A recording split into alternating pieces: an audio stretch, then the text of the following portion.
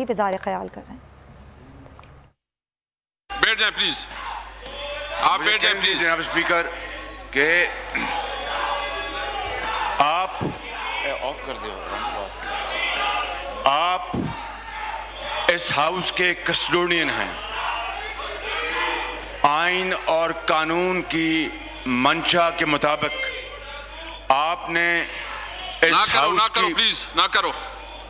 आपने इस हाउस की जो कार्रवाई को आपने कानून के मुताबिक चलाना है, मगर कल इमरान खान नियाजी के हुक्म पर जो यहाँ पर गाली गलोच की गई और जो रवायात की धज्जियाँ उड़ाई गईं और जो बदजुबानी की गई और ऐसे ऐसे अल्फाज अदा किए गए जो कि ज़ुबान पर लाना मुश्किल है जनाब स्पीकर। और आपका ये फ़र्ज़ था कि आप बतौर कस्टोडियन ऑफ द हाउस आप इस तूफ़ान बदतमीज़ी को रोकते जो इमरान खान नियाजी के हुक्म पर हुआ। ना करें, और प्लीज आपका ना ये करें। फ़र्ज़ था कि आप इस ऐवान के तकद्दुस को हर सूरत बरकरार रखते, लेकिन बदकिस्मती से ऐसा नहीं हुआ।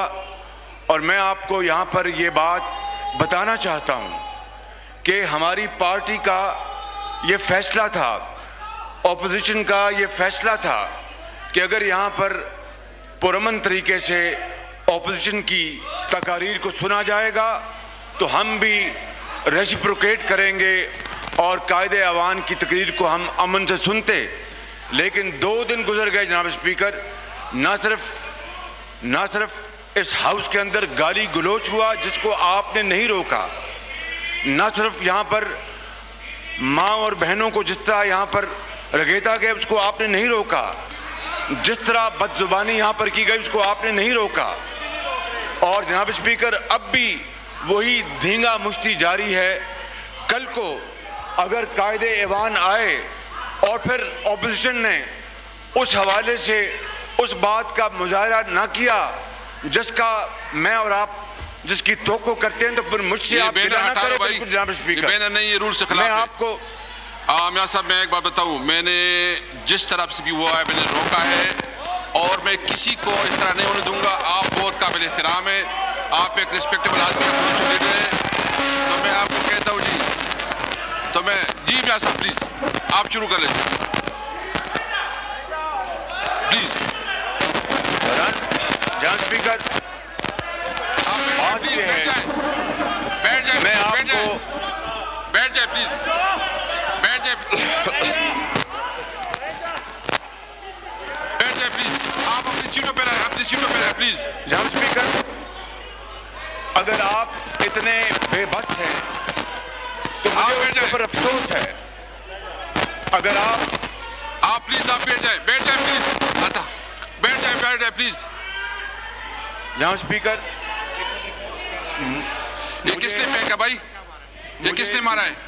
ये जिसने मारा है उसको हाउस से निकालो। ये किसने मारा है?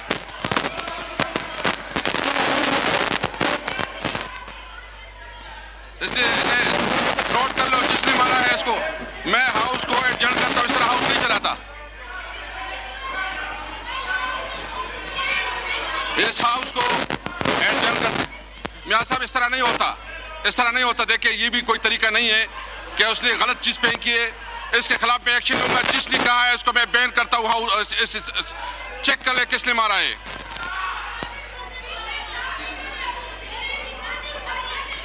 मैं इस हाउस को तब तक नहीं चलाऊंगा जब गवर्नमेंट और अपोजिशन दोनों मिलके करते। मैं कल तक एडजर्न करता हूं इसको।